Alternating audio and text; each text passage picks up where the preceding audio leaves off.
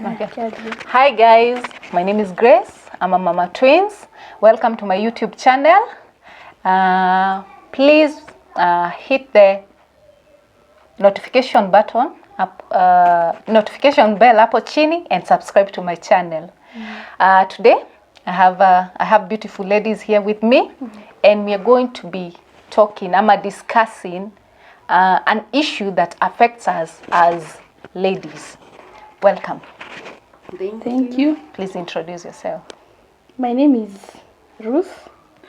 I'm a friend to Mama Nicole, or Mama Twins. Okay. Hello viewers, my name is Winnie Waebeneza. Karibu kwa hii channel. Okay. So today we're going to be discussing, talking about postpartum depression.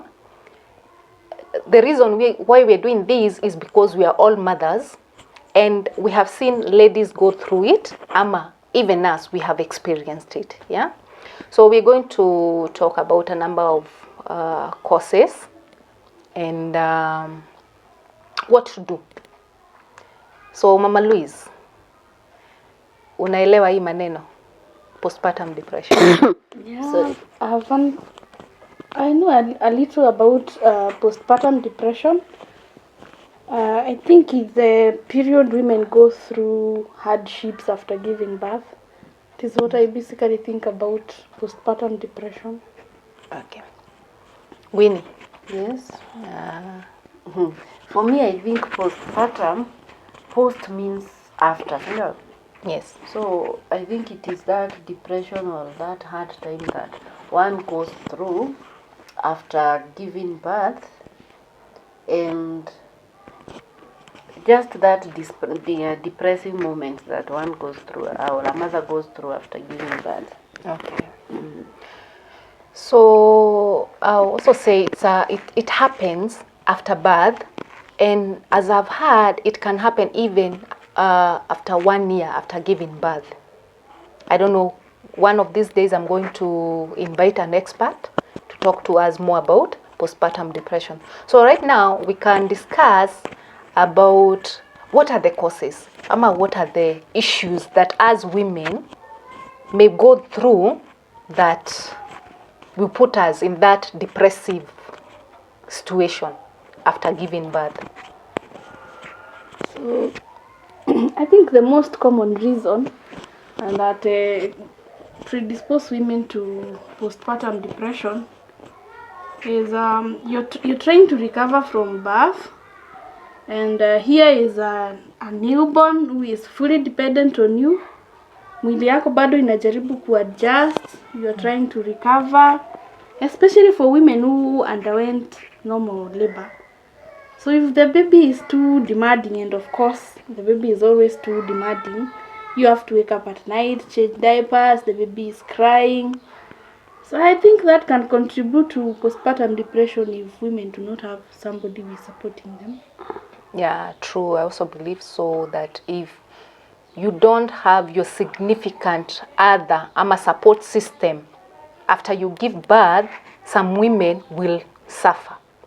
Especially during this time. We know these kids, I don't know what happens. Tunaambiangwa kwamba mtoto akizaliwa, they sleep during the day, and at night they are awake making a lot of noise, crying, and during the day you wish to sleep, but that as Africans, that is when we see visitors coming to see you. So we kama mwanamke unakosa enough rest.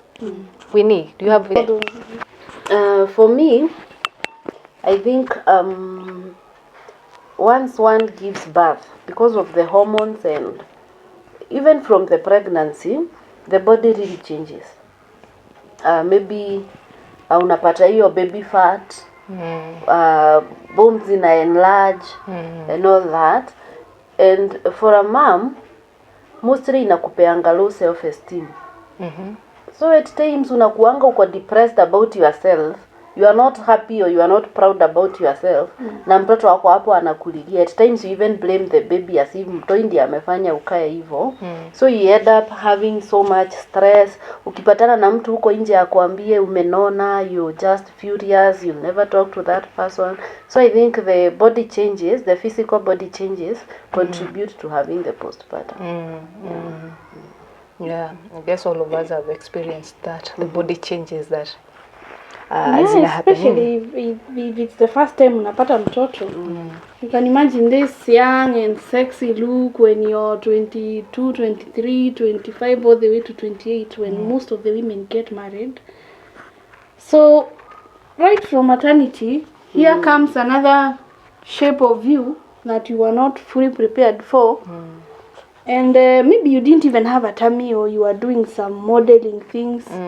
Unajiangalia hivi.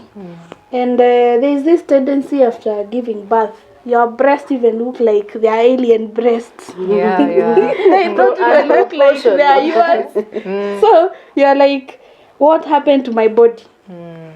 Here is some big stomach, and some women even go through, I would call it body shaming. When people start commenting how you look, your stomach, some will even ask you, have you really given birth? So when you meet a society that judges you and how you look, you can get depressed. Yeah. Sure. The other one I think that also affects women is you can get postpartum depression if you happen to get pregnant. This word use quote accidentally. Unajua kuna ile you have not planned for the pregnancy and it comes.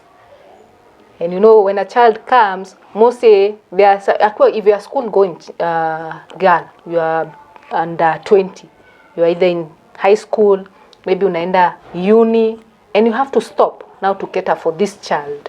So unaona huyu mtoto ni kama kuna pahali amekukatiza kuendelea na mbele. So you can get depressed about the child. Because maybe by the time you deliver, you're still in denial. Yeah. Not really accepting the baby, or even the spouse has not accepted the baby, the family members. Yeah, you'll get depressed. I also have a colleague, by the way, I saw someone somewhere who have got so many kids. And at the workplace, the moment you go to submit the maternity leave letter, everybody is like, ai mwingine.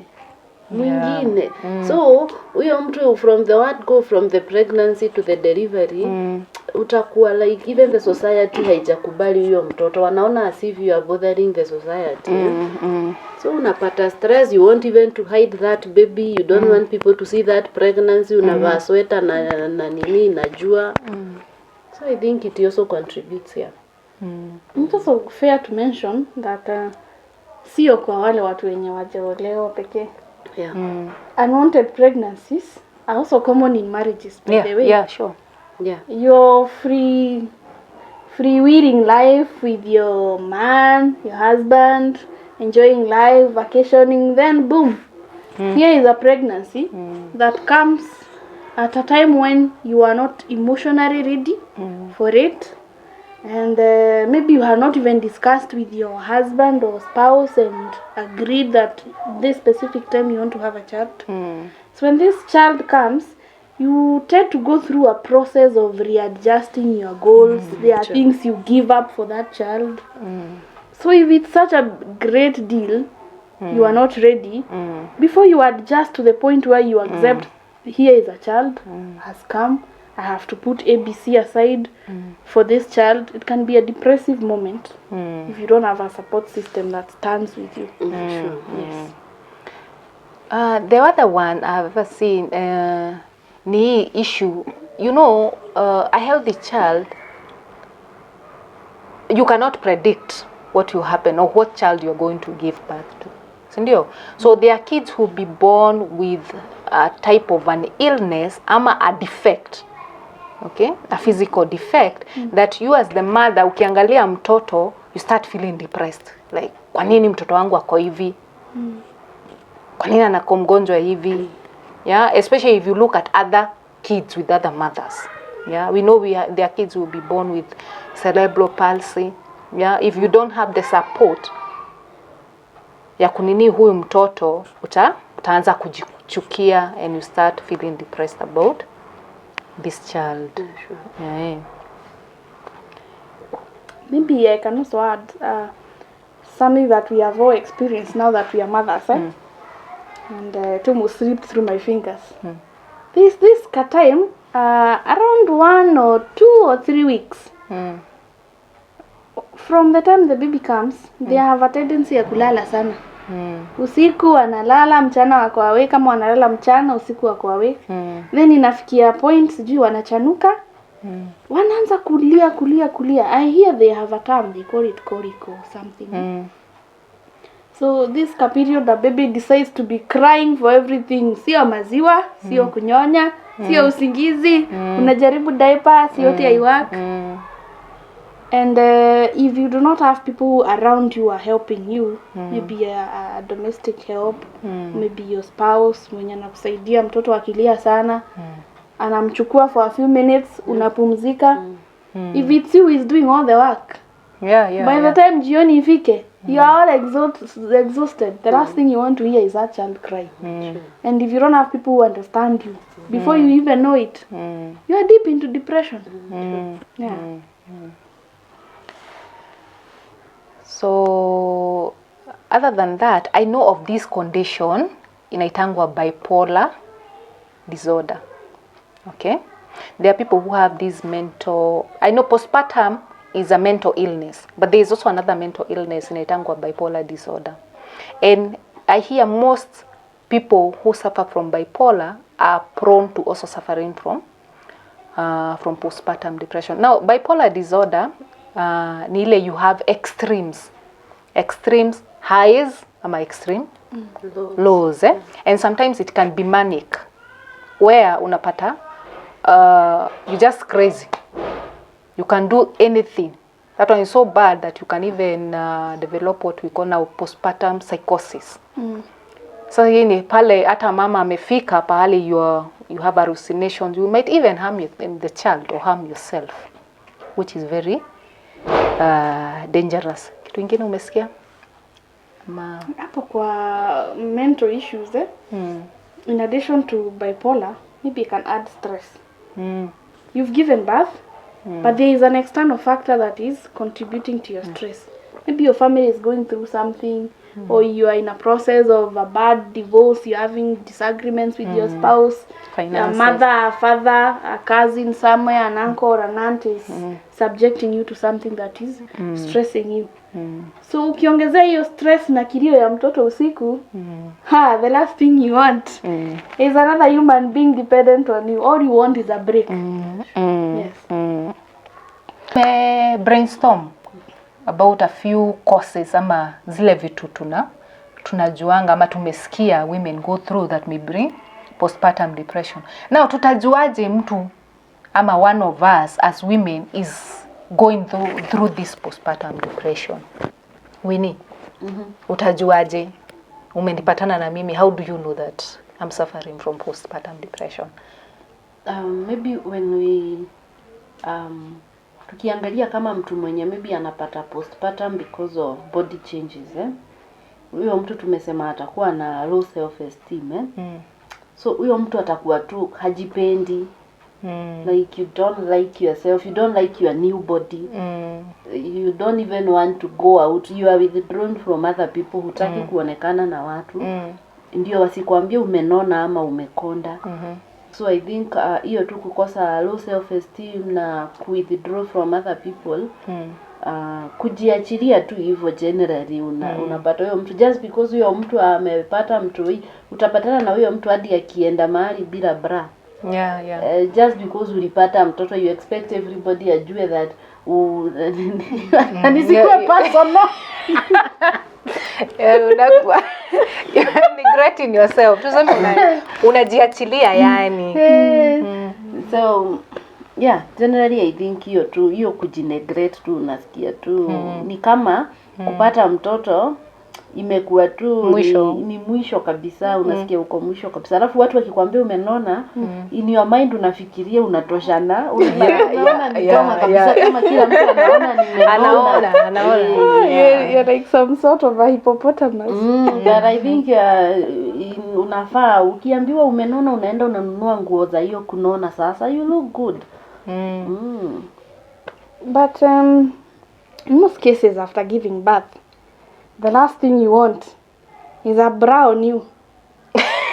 But they are nursing bras. Yes. They are nursing bras, but even then, they are uncomfortable with cracked nipples, very big tender breasts, milk leaking every now and then. Umeshatoa zote, umefua karibu zote. Unavaa bra zinauma. But there's something women don't even get told. You wear a bra a lot. The first few days after giving birth, you start having breast lumps too. Kunaumia.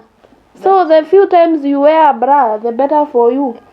Can that be mistaken ati uko na depression? But you see now, I once heard somebody say that it's all about confidence.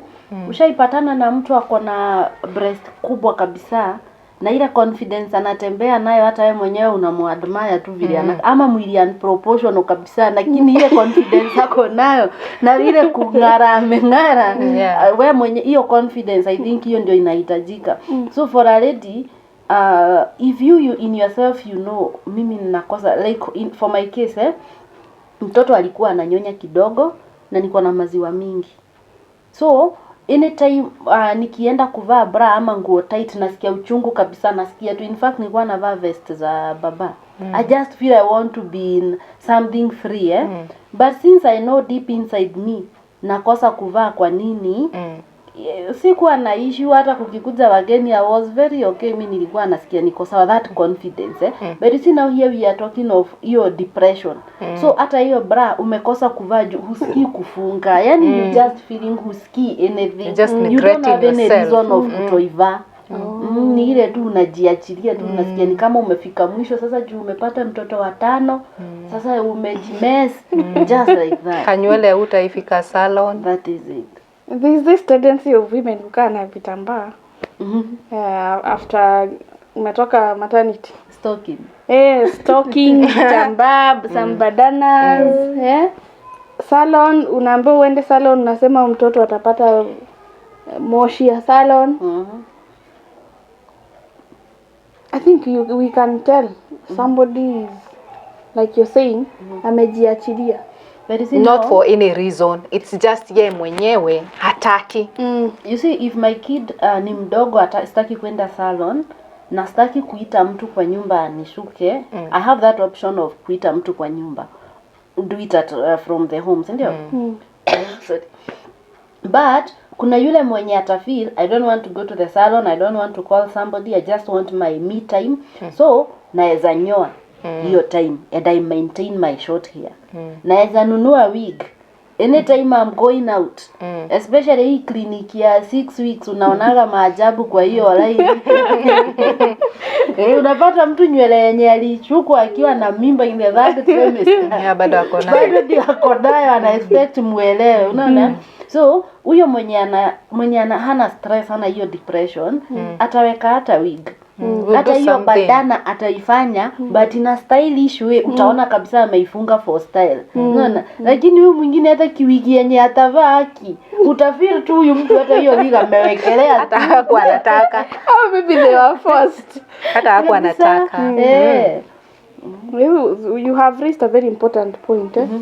If you feel you not have time to go to the salon, na utaki kuita mtu, osha nywele, wekelea ile kitu ya wig, chana wig yako vizuri, bandika kwa kichwa, look good like other women. Sure. The other one could also be neglecting the kid. Mtoto anaachiliwa. Have you ever heard of a woman, mtoto analia na anamwangalia hivi? And the mother does not feel anything and does not want to touch the child, does not even want to hold the child. Mtoto aliye mama hana haja. At times it Na hataki happens. mtoto. In fact hataki hata mtoto mkaribie. Yeah. Kabisa. I think it's a common scenario. Yeah. Especially when you feel like you've been led to do everything by the people around you. You can seem withdrawn from the child. Disinterest. It's a disinterest yenye haina a good reason behind it. Even If you're you tired, reject. we'll understand. You're a human being, you get tired. But if you're withdrawn from the child for no good reason, then that one should tell someone you are something is not right emotionally for you. And even for the cause that we say that it is caused by unplanned pregnancy. So even when the baby comes, you'll never see that baby as one of the plans you had for that year or for that specific time. You always see that baby as an intruder. Unamwangalia unaona saa hii ningekuwa job. Unamwangalia unaona mabeshte wangu saa hii wanatokea saa hii ningekuwa nimetokea jioni. So you always see that kid like kakiria kidogo hivyo unashangaa sasa haka. Like you've never accepted huyo mtoi. Una reject huyo mtoto kabisa. Kabisa. And by the way it starts from pregnancy. You reject the pregnancy, inakuja kwa mtoi. And that is why unapata mtu hata akiwa mkubwa unasuffer hiyo spirit of rejection because your mom rejected you kutoka pale hivyo from conception. Alikureject. Of which I believe God has a plan of each and every life. Ingine naweza kuwa mood swings. Yeah, you can find a woman is overly rude to people. They are not welcoming. And there's this tendency of mtu amezaa mtoto. People are flocking in the house. Of course in the African culture. We all want to. I think in Kikuyu they call it gushugia mwana or something. So people are coming to visit the newborn child. Here is a mother who is disinterested. You will find a woman who is going through postpartum depression and anawashautia. They are not even getting out of the bedroom. There are visitors in the living room. Yeah, ako bedroom. Na katoto hata atoki. Mnakaa as the visitors you're wondering. Ako happy mshaire. Of which bado people should let people be. During that time, During that time, all you want is peace. All you want is funny sitting positions, funny sleeping positions. Just like we've said, huyu mtoi amelia the whole night. So, lazima ni adjust na sleeping pattern yake. For me, mtoi akilala usiku, na mimi nilale mchana. Maybe mchana nashikiwa mtoi. Na wewe umekuja hapo, umekuja na stories za ushago, you want me to kuchangia. And by the way unapata hao watu hata they even want to find ready food. Nimetoka hosi maybe 2 weeks ago, umekuja kwangu, you expect you are a visitor, upate nimekupikia. So it's at times it's good unapea mtu space. Kama ako na hiyo depression na fight nayo kwanza, kama ni kitu anaweza fanya internally. Then afterwards mnaweza kuja. But maybe for the close people it's okay. For the close people maybe it's okay. I think the other point or the other symptom of somebody who is undergoing postpartum depression is that person having the desire to hurt. Maybe huyo mtu anataka kujihurt yeye mwenyewe. Maybe huyo mtu anataka kucommit even suicide. Huyo mtu anajinyima chakula, hataki kukula, unajiumiza wewe mwenyewe. Ama you want to hurt your spouse, you feel he's the one who brought all this to me, ndiye aliniweka hiyo mimba, ndiye alifanya nipate hii na hii. Or you even want to hurt the baby. And some go to an extent of even killing. Unapata mtu amejifungua mtoto vizuri, huyo mtu anaenda anarusha kwa choo. Ama anaenda anatupa mahali kwa dustbin. Watu wanaanza kukodem wakisema alikuwa anapata mimba ya nini kama hataki nini, but huyo mtu ile maybe hata akakuwa in the real senses, hata yeye mwenyewe haezi tupa huyo mtoto, ama pia yeye atakodem whoever can do such an act. Now I think if maybe you are there na uko depressed and you feel like huyu mtu hisi mtaki, afadhali hata umuache tu kwa mtu ama umpeleke mahali kwa orphanage or even in the hospital, lakini usifikirie ati usitupe huyo mtoto. There is no unwanted babies. By the way, tumetumia jina unplanned, not unwanted. Hakuna kitu kama unwanted pregnancy. Mungu anakuanga na sababu ya kila pregnancy, and we say that life starts at conception. So Mungu anajua sababu ya kukupatia hiyo mimba. So either you are stressed, either you have things zenye zinakupea stress, never think of harming yourself or even harming the baby or even your spouse or even your family members. It is always good to always value life, however way that ilitumika kukuja. And yeah, I think generally that.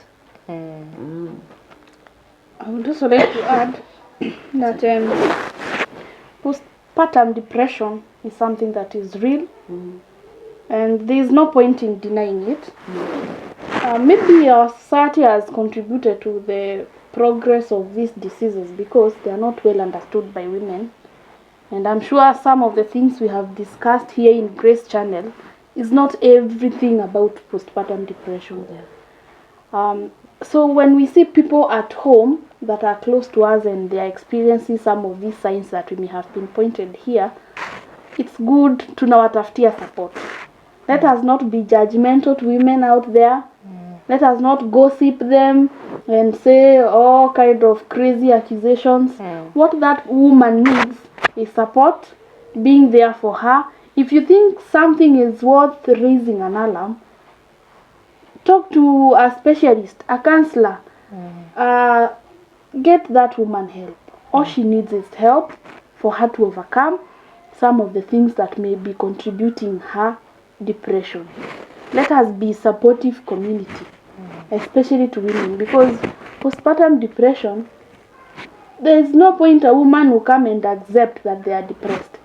Even you, when you get stress, people tell you uko na stress, you're like hapana, mimi sina stress, niko sawa. So let's be on the lookout and support women, especially after they've given birth and they are displaying funny out of the ordinary character. Yeah, let's support women. Let's support one another. Yeah. It's very important when you umesema that it's us who are surrounding that woman who has just given birth, ama we can notice that is undergoing postpartum depression, to support. Now we seek help for that mother. Okay, and it's very important for people to know that we are not specialists. Okay, in a later time I'm going to bring a specialist who will talk more about this postpartum depression, and that's it. Ni vizuri tutafutie wanawake usaidizi from doctors, from counselors wenye watawasaidia, because this is something that is happening in our society. We may be in denial, but it's important tujue that it is happening. Tusaidiane wa mama. And we quit judging each other. Yeah. And gossiping. Yeah. Tusaidiane. And one more important point as we finish. Let us respect privacy of women. Give a young mother space, especially that day she has left the maternity. Let her be given a few days to adjust even to the new environment and having another whole human being, especially for women that have delivered through cesarean. Yeah. Yes. Yeah, we tend to forget that. You can thank your viewers and then tell them until next time. Tutawaambia pamoja. So thank you guys for watching us as we're discussing this important issue. Please remember to hit the notification bell and to subscribe to my channel. Ciao. Ciao. Yo, pio, piola.